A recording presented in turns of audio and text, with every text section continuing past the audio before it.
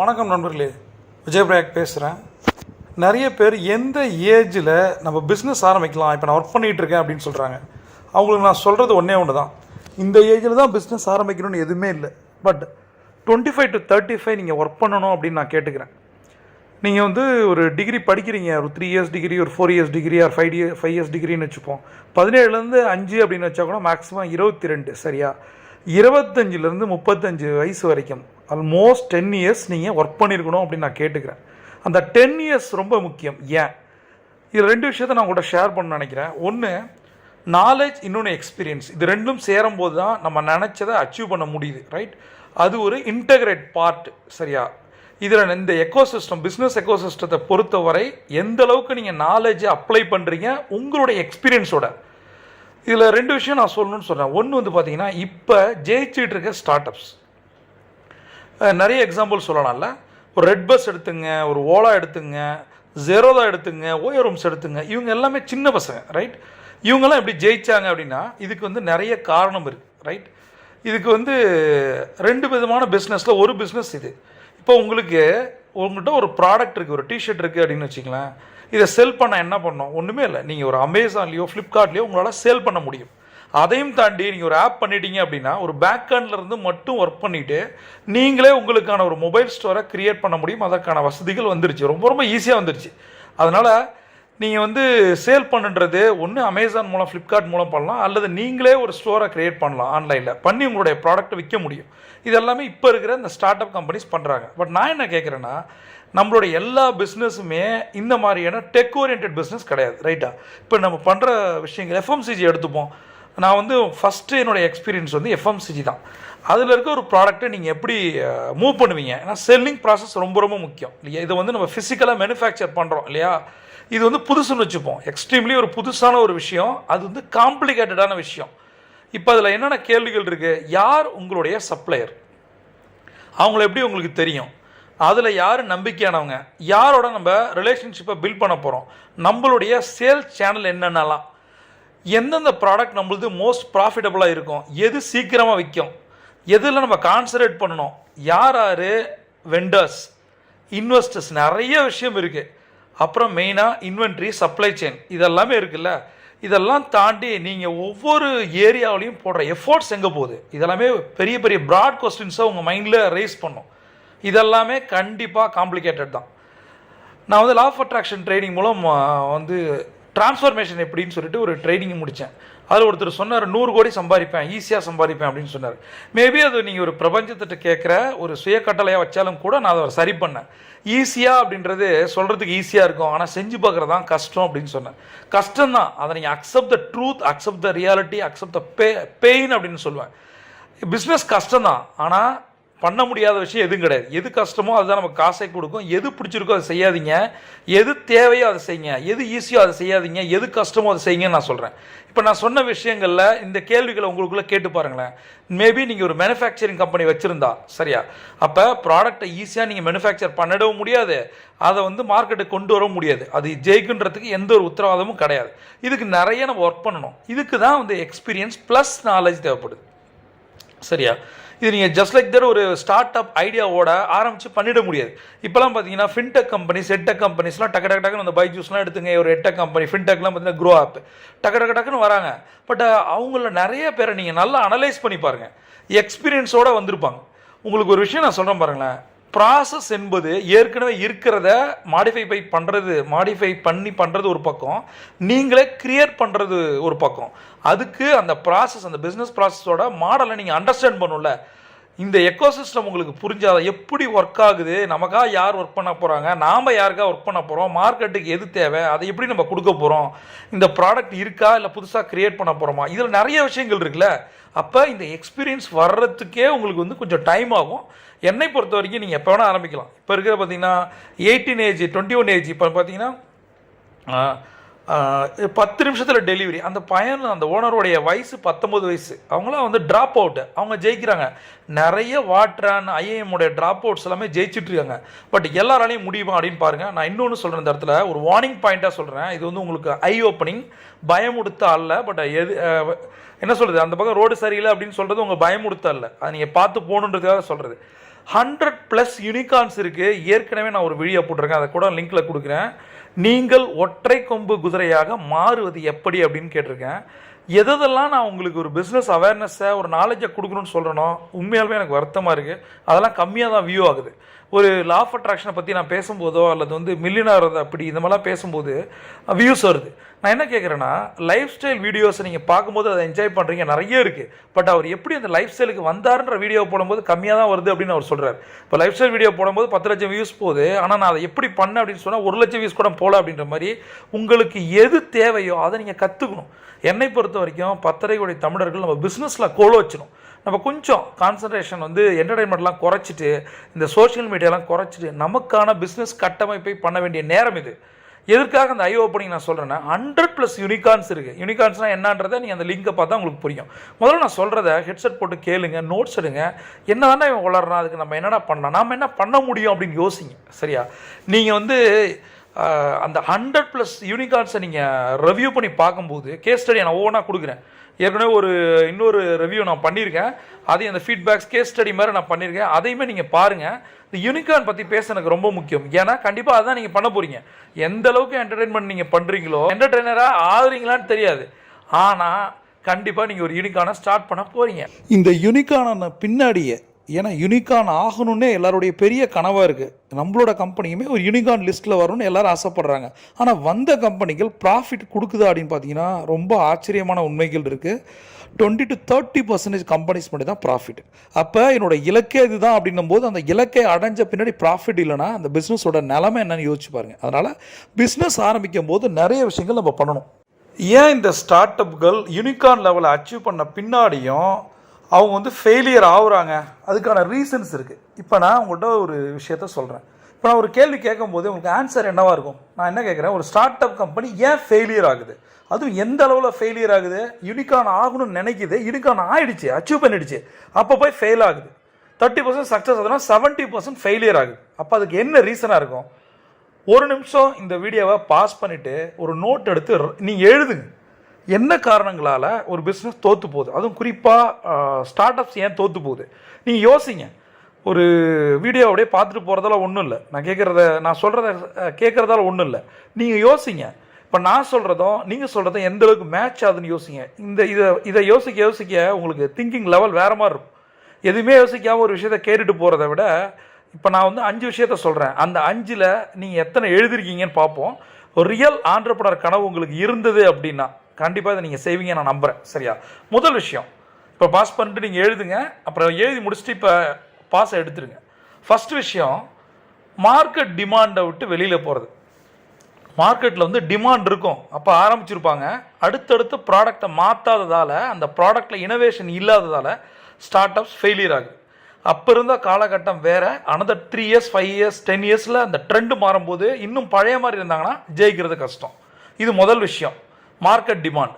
ரெண்டாவது விஷயம் என்ன, ஃபண்டு ரொம்ப ரொம்ப முக்கியம் இல்லை, ஃபினான்ஷியல் ரிசோர்ஸ் வேணும். அது இன்சஃபிஷியண்ட்டாக இருக்கும்போது நம்மளால் தோற்று போயிடும்.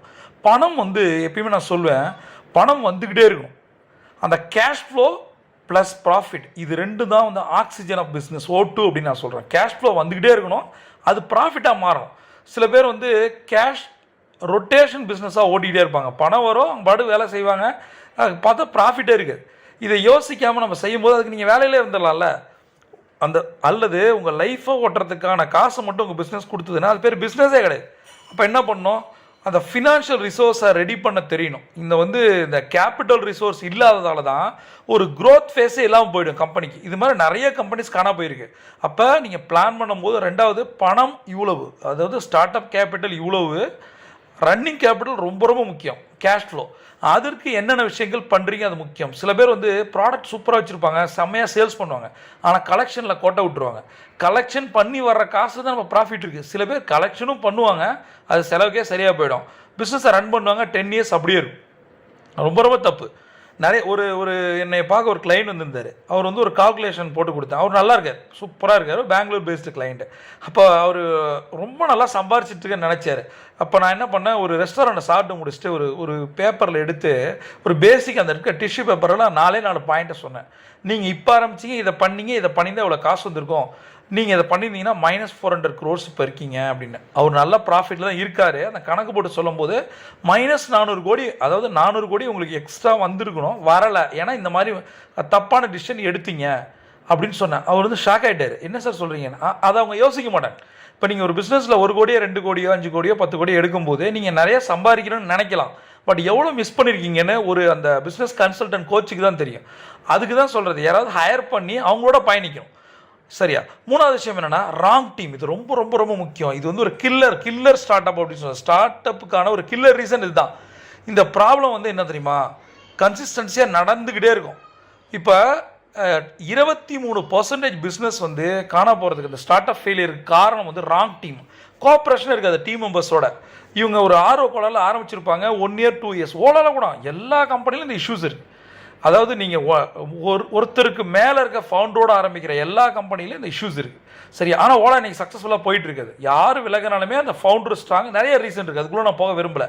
அப்போ ஃபஸ்ட்டு என்ன விஷயம் நான் சொன்னேன், நீங்கள் அதை எழுதிருப்பீங்க நம்புகிறேன். மார்க்கெட் டிமாண்டை நான் சொன்னேன். ரெண்டாவது என்ன, ஃபினான்ஷியல் ரிசோர்ஸ் வேணும், அது ரொம்ப முக்கியம். மூணாவது ராங் டீம். நாலாவது என்னவாக இருக்கும், காம்படிஷன். இது ரொம்ப ரொம்ப முக்கியம். இப்போ காம்படிஷன் என்னன்னு பாருங்கள். ஃபஸ்ட்லாம் பார்த்தீங்கன்னா இதை கொஞ்சம் அனலைஸ் பண்ணணும்னு நினைக்கிறேன். இது ஒரு கேஸ் ஸ்டடி எடுத்துங்க. இப்போ காம்படிஷன் எப்படி இருக்குது. ஃபஸ்ட்டு வந்து நான் வந்து இண்டஸ்ட்ரியில் இருக்கும்போது நான் ஒரு ட்ராவல், ஃபஸ்ட்டு நான் ஆரம்பித்த பிஸ்னஸ் வந்து ட்ராவல்ஸ். அப்போ நாங்கள் எதில் புக் பண்ணுவோம் அப்படின்னு பார்த்தீங்கன்னா யாத்ரா வந்து ரிலையன்ஸ் அனில் அம்பானியோடது யாத்ரா. அது யாத்ராவில் பண்ணிகிட்டு இருந்தோம், ஈஸிகோவில் பண்ணிகிட்டு இருந்தோம். இது ரெண்டும் நம்ம காசு கொடுத்துட்டே இருந்தாங்க. ஆனால் ஐபிஓ வந்த பிறகு, மேக் மை ட்ரிப் வந்த பிறகு அந்த ட்ரெண்டே மாறிடுச்சு. சரியா? இப்போ யாராவது ஒரு பிளேயர் வரும்போது மாறிடுது. அந்த மாதிரி பர்டிகுலர் இண்டஸ்ட்ரி, உங்கள் இண்டஸ்ட்ரியில் யார் வந்து மாறி இருக்கு, அவங்க என்ன மாற்றுறாங்கன்னு யோசிங்க. அப்போ இன்னொன்று நாங்கள் ஒரு விஷயம் பண்ணோம். ஃப்ளைட் டிக்கெட்ஸ்லாம் அங்கே புக் பண்ணோம், ட்ராவல் பேக்கேஜஸ்லாம் பண்ணோம். பட் அடுத்தது பார்த்தீங்கன்னா நாங்கள் லோக்கல் டிக்கெட், பஸ் டிக்கெட்டுக்கு நாங்கள் ஃபஸ்ட்டு ப்ரிஃபர் பண்ணது, நான் எப்பயுமே சொல்லுவேன், ரீஜனல் பிளேயர்ஸ், நம்பால்டா அப்படின்னு சொல்லுவேன். நாங்கள் பண்ணது டிக்கெட் கூஸ்க்கு, ஒரு ஈரோடு பேஸ்டு கம்பெனிக்கு தான் நாங்கள் டிக்கெட் பிளாட்ஃபார்மாக வச்சுருந்தோம். அதுக்கப்புறம் ஆனால் ரெட் பஸ்ஸை நாங்கள் வந்து வலுக்கட்டாயமாக வேணானே சொல்லிட்டு இருந்தோம். ஆனால் இன்றைக்கி பாருங்கள், இப்போ நான் சொல்கிறது ரெட் பஸ் வர்சஸ் டிக்கெட் கூஸாக உங்களுக்கு எத்தனை பேருக்கு தெரியும், நீங்கள் எவ்வளோ பேர் அதில் தான் டிக்கெட் புக் பண்ணியிருப்பீங்க. நம்ம ஒரிஜினல் பிளேயரு ஒரு தமிழ் பையன் அப்படின்றதுக்காக நம்ம ஒரு வாய்ப்பு கொடுத்தோம். பட் ரெட் பஸ்ன்றது என்ன, இன்றைக்கி அவங்க எப்படி ஒரு பேன் இண்டியா ப்ரெசன்ஸ் இருக்குது, அதுதான் ஒரு பெரிய ப்ளஸ். ரெண்டாவது விஷயம், இன்னொன்று யோசிங்க. நீங்கள் வந்து ஒரு மூவி டிக்கெட் புக் பண்ணுறீங்க, எதில் பண்ணுவீங்கன்னு யோசிச்சு பாருங்கள். டிக்கெட் நியூ இருக்குது, ஒரு ரீஜனல் பிளேயர், ரைட். இன்னொன்று இருக்குது, என்னது, புக் மை ஷோ. அப்போ நீங்கள் இப்போ எது அதிகமான பர்சன்டேஜ் இருக்கும், பேன் இண்டியா ப்ரெசன்ஸ் இருக்கும்போது அவங்களால ஈஸியாக பண்ண முடியும். ஒரு காலகட்டத்தில் அவங்க வந்து கோல் வச்சுருவாங்க. எதுக்கு இதெல்லாம் சொல்லணும், இந்த காம்படிஷன்லாம் வருமானு பாருங்கள். இப்போ நீங்கள் வந்து ஃபார் எக்ஸாம்பிள் ஒவ்வொரு ஊர்லேயும் ஒரு ரீஜனல் பிளேயர்ஸ் நம்பர் 1 இருப்பாங்க. திருச்சியில் வந்து ஒரு டெக்ஸ்டைல் இருக்கும், மதுரையில் ஒரு டெக்ஸ்டைல்ஸ் இருக்கும், திருநெல்வேலியில் ஒரு டெக்ஸ்டைல்ஸ் இருக்கும், கோயம்புத்தூரில் ஒரு டெக்ஸ்டைல்ஸ் இருக்கும். இருக்கா? ஒரு எக்ஸ் பிராண்ட் இல்லாத பிராண்ட் இருக்கும். சரியா? ஆனால் கார்பரேட் சொல்ல வருவாங்க, ஒரு போத்திஸோ சென்னை சில்க்ஸோ டக்குன்னு போட்டு போகும்போது அந்த பிராண்ட்ஸை நம்பர் 1 கோல் வச்சுட்டு இருந்தவங்க இவங்களெல்லாம் எப்படி வந்து சமாளிக்கிறாங்க. சரியா? இதை தான் காம்படிஷன். இந்த காம்படிஷனை நீங்கள் அனலைஸ் பண்ணணும், ரைட். 4வது சொன்னேன். அடுத்தது லாஸ்ட் ஒன்று நான் என்ன சொல்கிறேன்னா, ப்ரைஸிங் அண்ட் காஸ்ட். நிறைய பேர் வந்து இந்த ப்ரைஸிங் ஏன் சொல்கிறேன்னா, பிஸ்னஸில் ஜெயிக்கிறதுக்கு ஒரு ஃபார்முலா இருக்குது. இதை நான் சொல்லித்தரேன். எப்படின்னா QSBBன்னு சொல்கிறேன். Q for quality. உங்களோட ப்ராடக்ட் வந்து குவாலிட்டியாக, உங்களோட சர்வீஸ் குவாலிட்டியாக இருக்கான்னு பாருங்கள். ரெண்டாவது சர்வீஸ். அந்த ப்ராடக்டை சர்வீசஸை சரியாக சர்வீஸ் பண்ணுறீங்களா. இப்போ நீங்கள் ஹோட்டல் வச்சிருக்கீங்கன்னா உங்கள் ப்ராடக்ட் வந்து குவாலிட்டி ஹைஜீனிக்காக இருக்கா, சூப்பராக இருக்கா, பக்காவாக இருக்கும், இந்த மாதிரி ஒரு டேஸ்ட்டு, குவாலிட்டி, ஹைஜீனிக்காக இருக்குது, எல்லாருக்கும் சக்ஸஸ். ரெண்டாவது, அதை சர்வீஸ் பண்ணுறது எப்படி. நான் ஏற்கனவே பல வீடியோக்குள்ளே சொல்லியிருக்கேன். ஒரு சர்வர் வராரு, 2 விரலை உள்ளே விட்டுட்டு தண்ணிக்குள்ளே கை வச்சுட்டு அந்த கிளாஸ்க்குள்ளே என்ன வேணும்னு கேட்குறேன், நீங்கள் என்ன பண்ணுவீங்க, தெரிச்சிருவீங்க.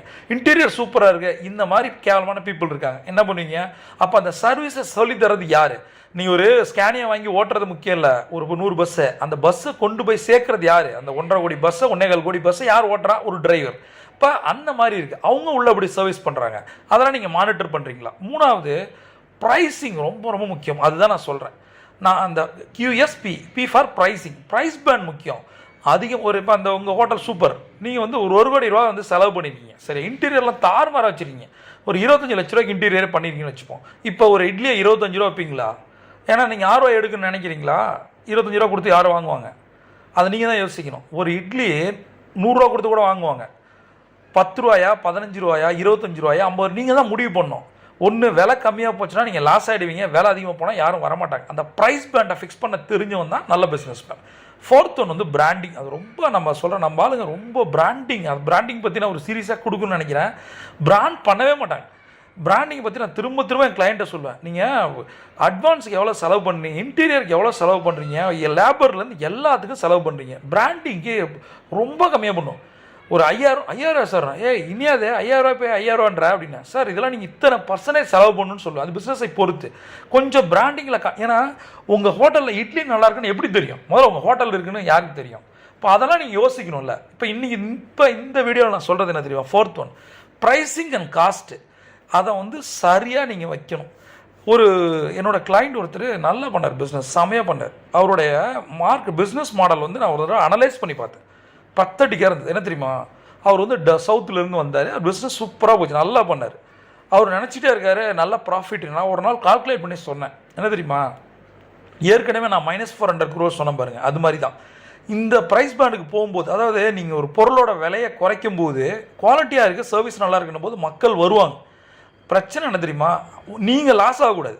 அதாவது ஒரு ப்ரொடியூசர் நல்லா இருந்தாலும் அவன் 4 படம் எடுப்பான், அவனை காலி பண்ணிட்டானா. அது மாதிரி ஒரு ஆண்டர்ப்ரனர் வந்து ஒருத்தன் ஜெயிச்சானா அவன் 100 பிஸ்னஸ் ஆரம்பிப்பான்.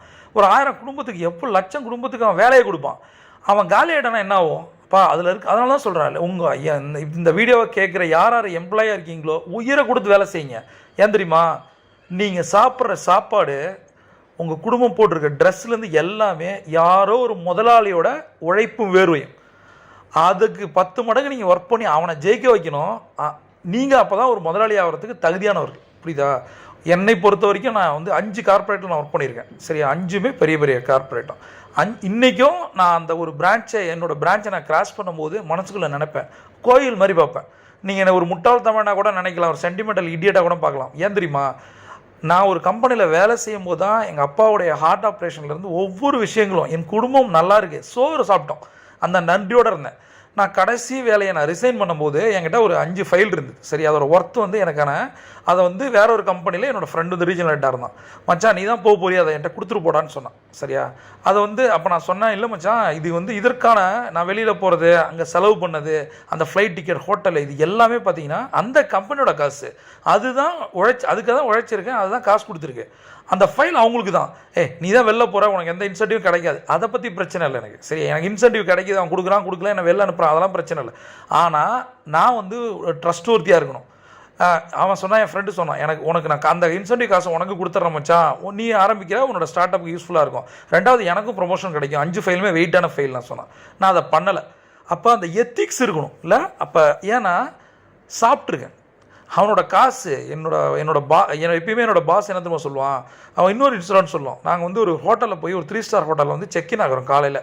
நாங்கள் ஒரு 2 ஹவர்ஸில் கிளைண்ட் விசிட் போகிறோம். அப்போ வந்து அந்த எவ்வளோ வேணால் பில் பே பண்ணுவோம், என் கார்டை கொடுக்குறேன். அப்போ என் பாஸ் கேட்டான், நீ பாட்டுக்கு பில் பே பண்ணுற அப்படின்னு சொன்னான். நான் எனக்கு இன்னும் புரியல, என்னடா அதே பில் பே பண்ணி தானே ஆகணும், குறைச்சி பேசுகிறா அப்படின்னு சொன்னான்.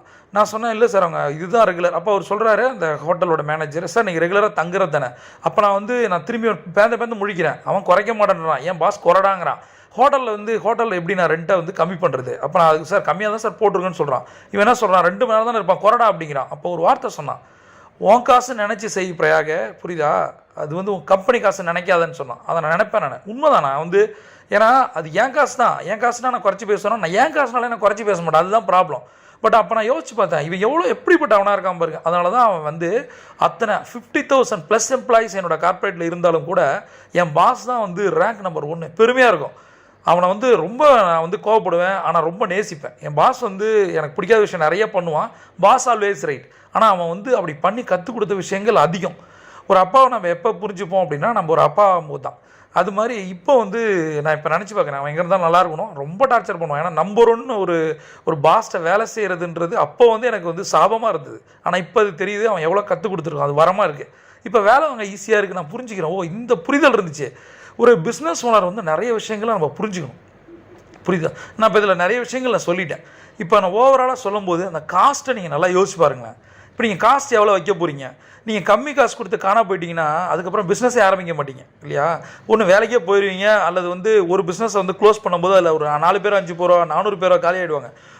ஒரு ப்ராடக்ட் வந்து ஃபெயிலியர் ஆகும்போது அந்த டீமே எடுத்துருவாங்க. அதெல்லாம் இருக்குது. 100 பேர் 200 பேர் வேலையை விட்டு போகும்போது அந்த ப்ராடக்ட் பிராண்ட் ஆகாமல் போச்சுன்னா காலி. பிஸ்னஸ் வந்து எப்படி தெரியுமா, கத்தி மாதிரி 2 பக்கமும் அடிக்கும். ஒன்று அதை என்ன வேணால் பண்ணலாம், இந்த பக்கம் வேறு மாதிரி பண்ணணும். உங்களுக்கு எல்லாமே தெரியும். நான் என்னென்ன விஷயங்கள் நான் சொன்னேன் அப்படின்னு யோசிங்க. இதில் நிறைய விஷயங்கள் இருக்குது இந்த வீடியோவில். முதல்ல ஹெட்செட் போட்டு கேளுங்க, எதெல்லாம் பண்ணுறோம், இதில் என்ன இன்புட், இந்த வீடியோவில் என்ன இன்புட் அதெல்லாம் எழுதிக்கிங்க. சரியா? எதை இம்ப்ளிமெண்ட் பண்ணணும், நான் கேள்விகள் கேட்டேன் இல்லையா, அதுக்கு நீங்கள் பதில் சொன்னீங்களா? இப்போ என்னோட வியூ உங்களோட வியூ ஒத்து போதா, இதில் என்ன டிஃப்ரெண்ட்டாக இருக்குது, இதை கூட நீங்கள் என்கிட்ட கமெண்ட்டில் கேட்கலாம். லாஸ்ட்டாக ஒன்று சொல்கிறது தான், பிஸ்னஸ் எப்போ வேணால் ஆரம்பிக்கலாம். அதுக்கு ஏஜ் ஃபேக்டர் ஒன்றும் கிடையாது. எக்ஸ்பீரியன்ஸ் ப்ளஸ் நாலேஜோடு நீங்கள் ஆரம்பிக்கும் போது உங்களுடைய சக்ஸஸ் ரேட் வந்து அதிகமாகும். நீங்கள் 30% இருக்கலாமா அல்லது 70% போகணுமான்னு நீங்கள் தான் யோசிக்கணும். பிரபஞ்சம் குட்டித்தர காத்திருக்கு. நீங்கள் ஒரு சாம்பியன். சியோட்டா.